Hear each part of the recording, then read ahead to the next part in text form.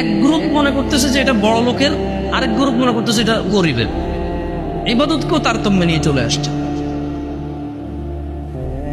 মানে যখন আপনি এর আসলে ডিফারেন্ট উদাহরণ দেওয়া যেতে পারে, তবে এটা একটু খারাপের দিকেও চলে যেতে পারে, আপনারা মাইন্ডও নিতে পারেন।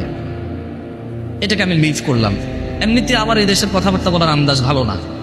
আমি এখানকার বিহেভিয়র, এখানকার যে ন্যাচারাল বিহেভিয়র আছে, বাচ্চাদের যে আদব কায়দা আছে, মানে আমাদের এলাকাকৃত আর কি, আমি বলবো না যে আমি বেয়াদব, এটা বলবো না, তবে আঞ্চলিক আদব আমার ভিতরে কম। তো এই জন্য চেষ্টা করতেছি অনেক কিছু বলা থেকে বিরত থাকতে। তো মানুষ ইবাদত করে জান্নাতের জন্য, মানুষ অপরাধ থেকে দূরে থাকে জাহান্নাম থেকে বাঁচার জন্য। কিছু মানুষের মাথায় এটা ঢুকে গেছে সারাদিন ইবাদত করলে হবে, পয়সা